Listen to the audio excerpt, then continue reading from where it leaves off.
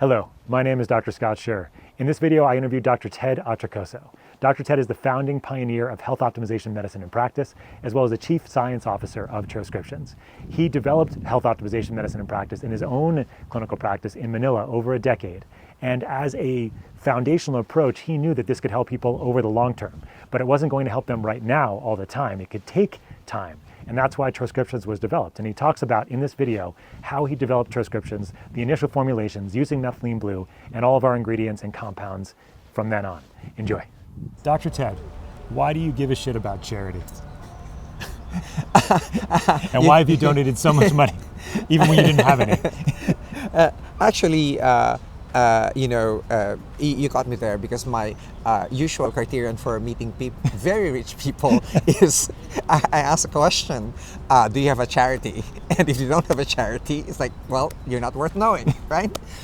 If you have made so much money, you should give back right away. And my principle is when you start a company, you should start a charity right away that's committed to it, right? And for us, it's health optimization medicine and practice, which teaches physicians and non-physician healthcare practitioners on how to optimize health, not manage disease, right? It's actually funny that there's no standard of care for health, but there's a standard of care for various diseases. Right? How did you figure this out? I mean, you were in clinical practice in Manila, I think over a decade, trying to sort all this out, right? Yeah. What was your process there?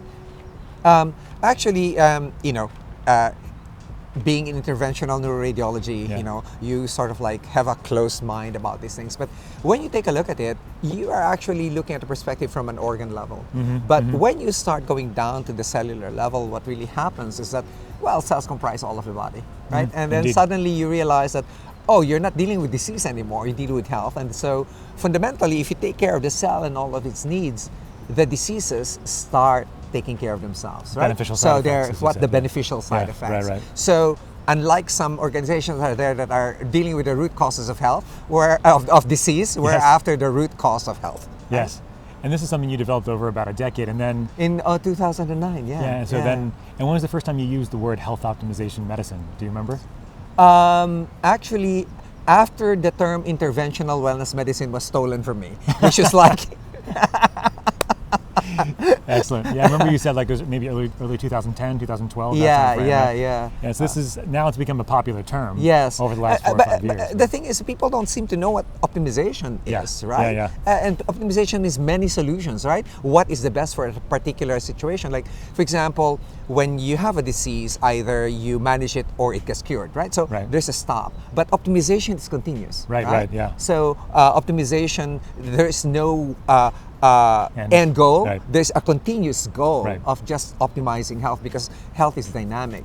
Now, when you try to optimize health, what happens is that, your subtle toxicities and borderline deficiencies, they didn't accumulate there, just last night. Yes. So it will take a while. So what I tell my patients, it took you 60 years to get to this state. You expect that you'll be optimized tomorrow, right? I use that line all the time. Yeah. You can't do that. So it takes about 3, 6, 9 months before you could actually bring their nutrient levels and their toxin levels and their hormones to ages between 21 and 30, which is like your optimal level, right? So we don't use illness levels, right? My patients always say, oh, look, my thyroid hormone is on. Come on, that's not exactly an optimal level. And that was something that you and others, including you, decided that there needed to be a shift, right? It wasn't about just being normal for your age. It was shifting to those optimal levels. You shift the entire network to the age. And that's also putting in a network perspective into it, because in a network, if you touch one node in a network, everything will move. Yes. And that's why... This is your AI background, right? Yeah. 30 years ago. Yeah. And so it's the same thing. When people ask me, do you do testosterone replacement therapy? No.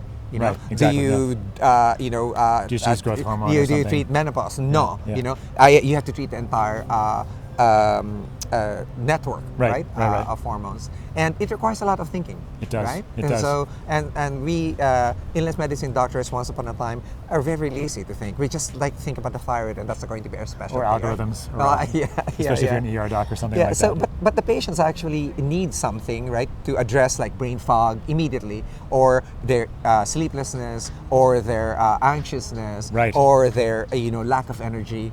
And so when I founded Troscriptions, that was the idea, is to have all these immediate solutions that were healthy enough to be given to the patients and the clients. So as they're on the path to optimizing their health, which is, as you said, continuous, but there's lots of bumps and roadblocks along the way. Yes. You had various kinds of things that we could use to help them right now. Right. For example, I didn't expect this, but over a decade ago, I was being pushed as a mitochondria expert, and that's because it's not because of the mitochondria as a research thing, but mitochondria in a clinical sense. Yes. Right. Yeah. In a clinical sense, so what can you do about this? And this is all about energy production. And I am very, very passionate about the model of looking at the body as an energy system. Right. Physically closed, energetically open, and how does the body distribute energy?